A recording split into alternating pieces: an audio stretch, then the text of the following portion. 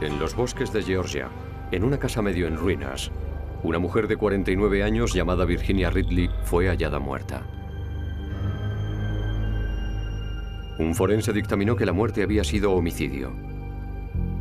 Pero ¿quién iba a matar a alguien que rara vez se aventuraba a salir de su casa? Los investigadores encontraron algunas pistas en las notas que había escrito poco antes de su muerte.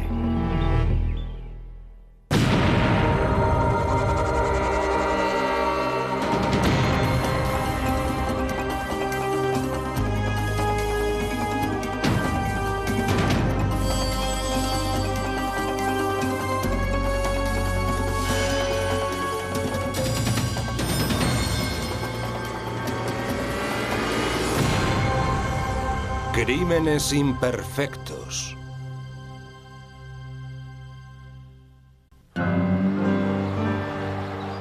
Ringgold, Georgia, es un pequeño pueblo rural situado a la falda de las montañas Blue Ridge. Aquí la vida es sencilla. La calle principal tiene tan solo 3 semáforos y la mayoría de los 750 residentes del pueblo se conocen o hacen negocios entre sí. Alvin Ridley era un personaje bien conocido en Ringgold. Durante una época dirigió el único taller de reparaciones de televisores del pueblo. En 1966 se casó con Virginia Hickey, de 18 años. Y casi de inmediato Virginia cortó todo contacto con su familia. Alvin dijo que era porque su familia se metía demasiado en su vida. Pero la hermana de Virginia, Trixie LeCroy, dice que Alvin obligó a Virginia a alejarse de su familia. Les envié invitaciones para todas las bodas, todos los funerales, todos los nacimientos de la familia. Pero sin éxito. Nunca me contestaron, jamás. Mi padre murió. Mi padre se fue a la tumba después de hacer todos los esfuerzos posibles por intentar ver a su hija. Pero nunca volvió a verla después de que ella se liara con el señor Ridley. Alvin Ridley tenía una reputación en Ringgold y no era demasiado buena. Era conocido por demandar a todo aquel que le hubiera hecho algún feo, y por el camino había hecho muchos enemigos. Siempre está acusando. Siempre sospecha de todos. No se fía de nadie en realidad. Y eso le enfrentó a mucha gente, al ayuntamiento y al gobierno por temas de licencia, al jefe de policía, por supuesto, al sheriff del condado. En 1984, tras un leve accidente de tráfico, inició una serie de acciones legales y recibió una contrademanda. Perdió y tuvo que ofrecer su furgoneta como pago. En julio de 1984, me quitaron la furgoneta sin un proceso judicial, sin un juicio justo. Y eso volvió a todos mis clientes, amigos, proveedores y distribuidores contra mí. No querían mandarme más productos y me obligaron a cerrar el negocio. Le embargaron la furgoneta en 1984. Y para Alvin aquel fue el punto de inflexión. Fue el principio del fin. La pérdida de su furgoneta trajo consigo el hundimiento de su negocio de reparación de televisores, que entró en barrena. La gente del pueblo empezó a llamarle Alvin el Loco. Su reputación no se veía beneficiada por el hecho de que nadie había visto a su mujer Virginia, y ni siquiera la familia de esta en los 30 años que llevaba casada con Alvin. Todo el mundo del pueblo tenía sospechas por su carácter. Todo el mundo decía que era un tipo raro. Incluso su abogado lo describía como un hombre excéntrico que vivía en una casa infestada de cucarachas y de ratas y al que no parecían importarle mucho las personas que le rodeaban. No le importaban mucho sus amigos y sobre todo la familia de Virginia Ridley. Lo que no entiendo es que si ella estaba enfadada con su familia, ¿por qué no le abría la puerta a sus amigas?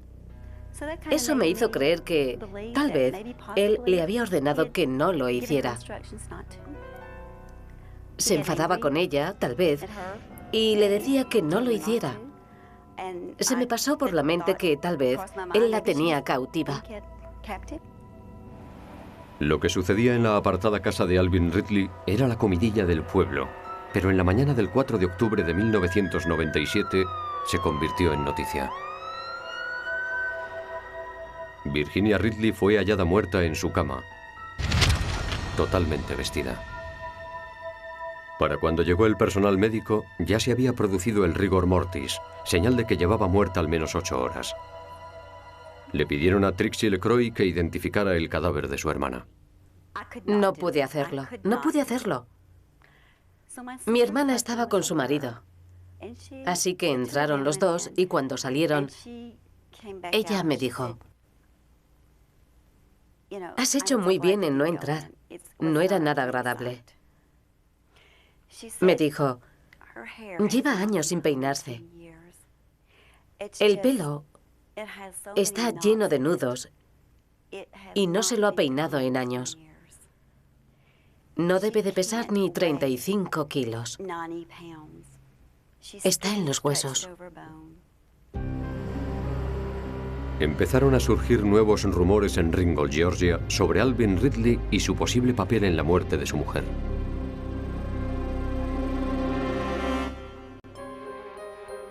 En octubre de 1997, Virginia Ridley fue hallada muerta en una casa sin teléfono, sin agua corriente e infestada de hormigas y cucarachas. Llevaba muerta al menos 8 horas cuando llegó el personal médico, lo cual planteaba una pregunta: ¿por qué su marido Alvin había tardado tanto tiempo en llamar pidiendo ayuda? La hermana de Virginia, Trixie LeCroy, cree que si hubiera llamado antes, tal vez su hermana seguiría con vida. Sí, no tengo la menor duda de que ese hombre fue responsable, directa o indirectamente, de la muerte de mi hermana. Nadie podrá convencerme de lo contrario.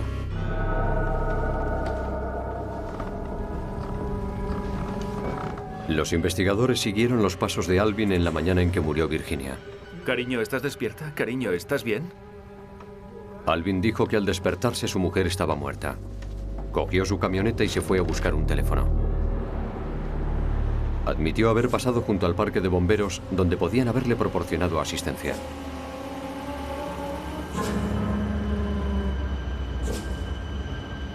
En cambio, siguió conduciendo hasta un teléfono fuera del pueblo.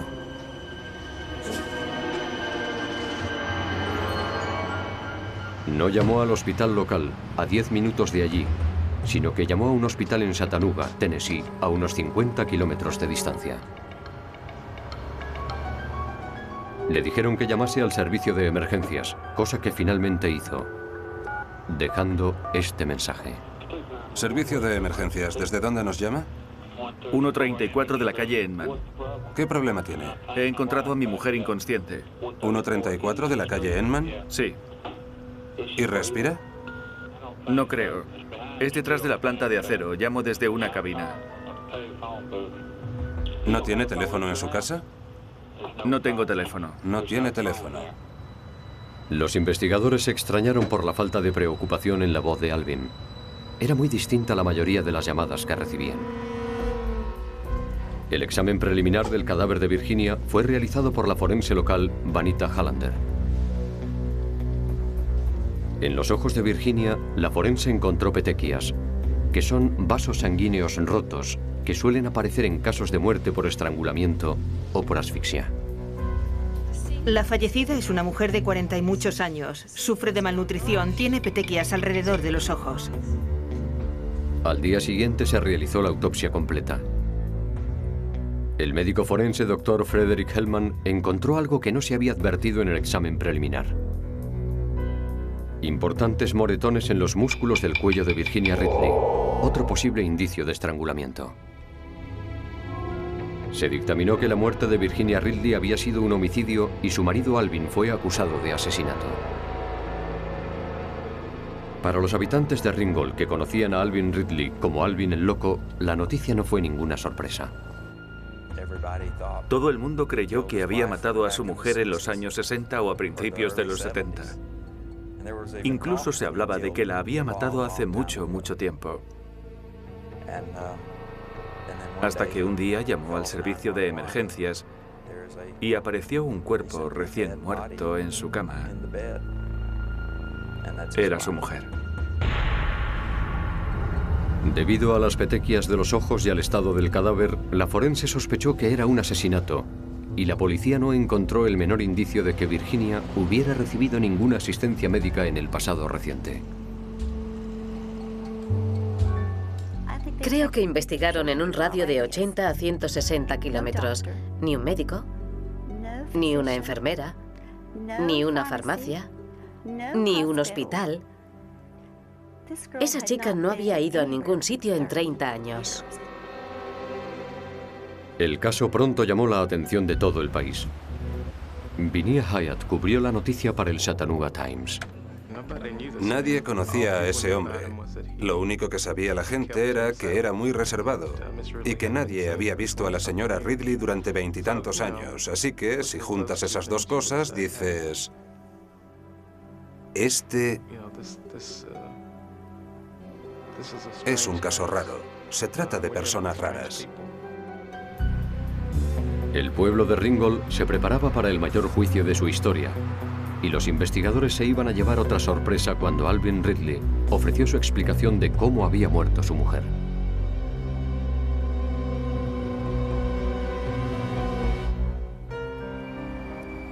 Trixie LeCroy visita de forma regular la tumba de su hermana, una mujer con la que tiene más contacto ahora que ha muerto que el que tuvieron en vida.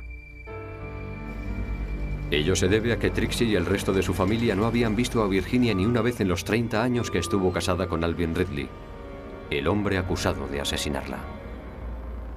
Le diré una cosa.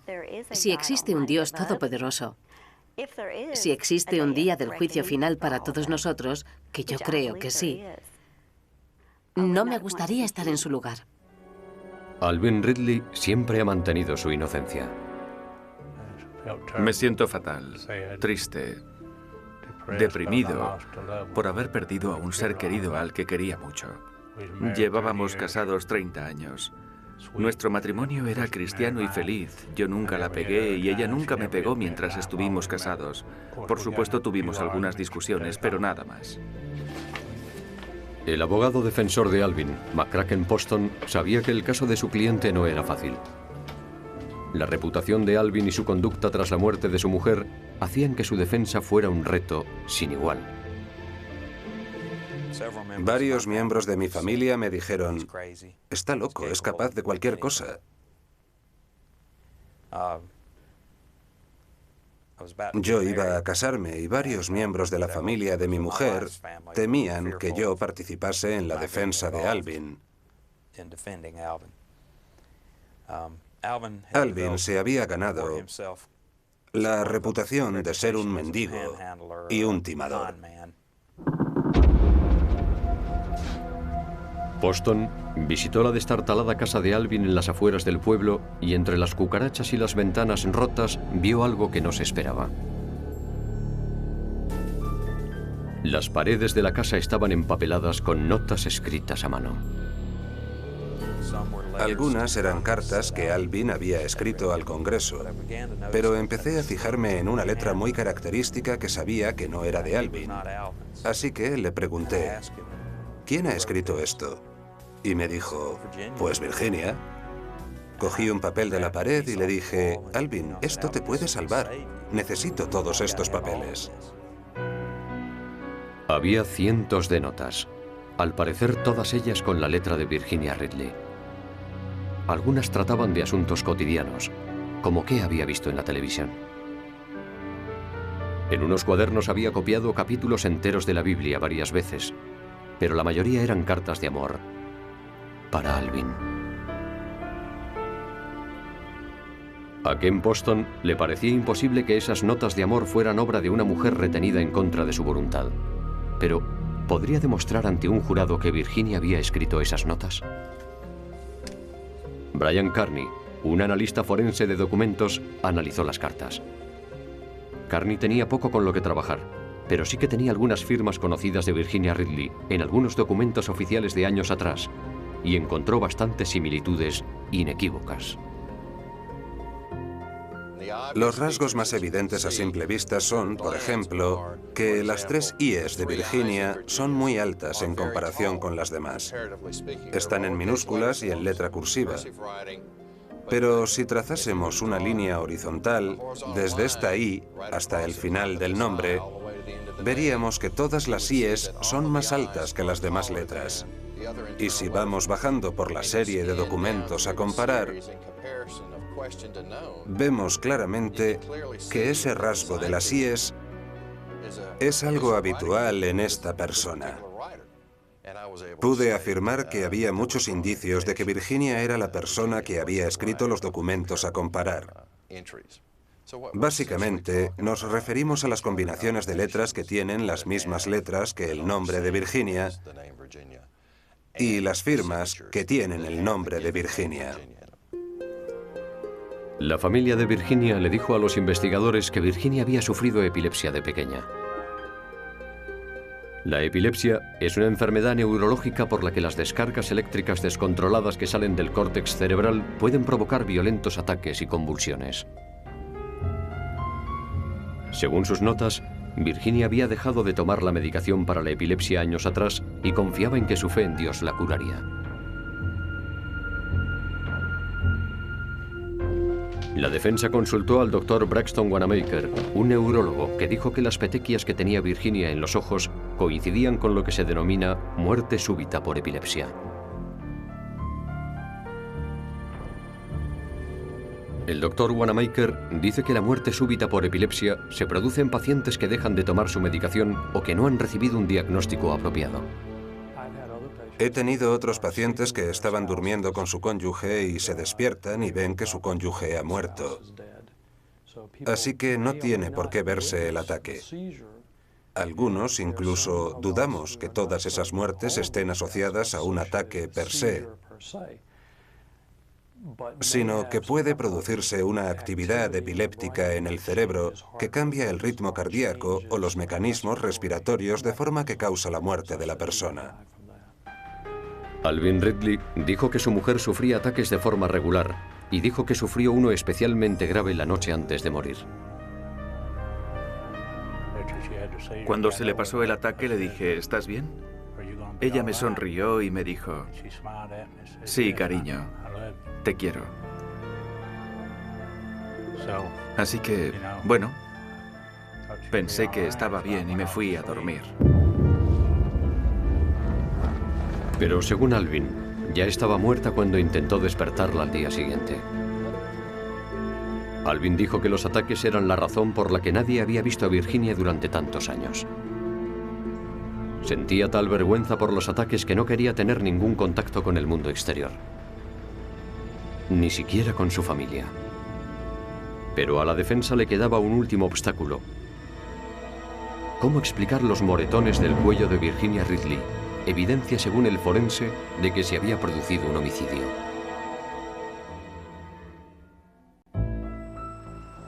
El juez Ralph Van Pelt presidió el juicio contra Alvin Ridley. Conocía la reputación de Alvin como alguien que demandaba a sus vecinos y se peleaba con ellos, por lo que de inmediato ordenó que le evaluara un psiquiatra. Seguramente se le habría considerado un enfermo mental de acuerdo a las leyes de Georgia, pero es solo si se declara culpable a un enfermo mental. El informe indicaba que era competente para ir a juicio, que podía ayudar a su abogado a defenderle y que sabía distinguir el bien del mal. En el juicio, los abogados de Alvin debían contrarrestar las alegaciones de la acusación, de que los moretones del cuello de Virginia Ridley eran una prueba de estrangulamiento. El doctor Robert Goldberg, un patólogo forense contratado por la defensa, descubrió que un empleado del departamento forense había extraído sangre del cuello de Virginia Ridley para un análisis de barbitúricos, lo cual suponía una desviación total del procedimiento estándar. Eso es tremendamente irregular y es algo que, en cuanto a procedimiento, es un error. El doctor Goldberg opina que al practicarse la autopsia al día siguiente, las marcas de la aguja habían producido unos moretones, algo que se denomina hecho artificial. Un término utilizado para cualquier cambio en un cadáver provocado por un examen post-mortem. Creo que es absolutamente esencial que todo forense tenga experiencia en autopsias. Aunque ellos mismos no hagan la autopsia, deben conocer los procedimientos apropiados. A mí me parece evidente que esa forense se desvió muchísimo del procedimiento apropiado. En Georgia, el forense es un cargo electo, y esta era la primera muerte sospechosa que investigaba Vanita Hallander después de haber salido elegida. El abogado de Alvin cree que la inexperiencia de la forense y sus propias sospechas personales contra Alvin Ridley influyeron en su dictamen. Tenía miedo de Alvin Ridley. Para la mayoría del pueblo, es un personaje misterioso y sospechoso.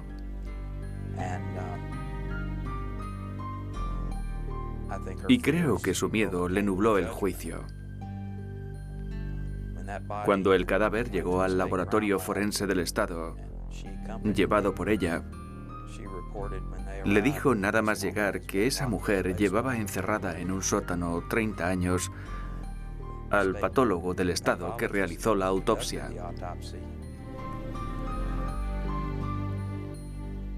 Yo creo que fue una sugerencia poco apropiada y sin ningún fundamento, que facilitó que la forense llegara a la conclusión de homicidio por asfixia. Alvin Ridley subió al estrado para defenderse. Dijo que había pasado de largo el parque de bomberos tras la muerte de su mujer porque había tenido un enfrentamiento con ellos y no se fiaba de ellos. Dijo que llamó al hospital de Chattanooga porque era donde había llevado a su madre años atrás y era el único centro médico que conocía. Alvin alegó que las cartas de amor de Virginia narraban la verdadera historia de su relación. Sí que es una historia de amor. El señor Ridley dijo que amaba a su mujer y que era lo único que tenía. En el estrado estuvo muy convincente, muy emotivo, muy convincente. A mí me pareció sincero, y esa sinceridad fue lo que convenció al jurado. Tras 2 horas de deliberación, el jurado absolvió a Alvin Ridley de todos los cargos. Él sostiene que fue su mujer Virginia, a través de sus cartas, quien evitó que pasara la vida entre rejas. Pienso que mi mujer y el Señor me salvaron. Y el jurado. Alvin sigue viviendo en la misma casa medio en ruinas en las afueras del pueblo y sigue hablando de reabrir su negocio de reparación de televisores. Visita la tumba de Virginia de forma regular, un privilegio que disfruta gracias al papel de la ciencia a la hora de demostrar su inocencia. Supongo que era un hombre extraño. Tengo entendido que era un ermitaño, que no sabía relacionarse a nivel social como hace el resto de la sociedad. Y por desgracia, creo que eso tuvo mucho que ver con el hecho de que fuera juzgado. Por fortuna, la verdad salió a la luz y fue absuelto. Dios santo. De no ser por las pruebas científicas,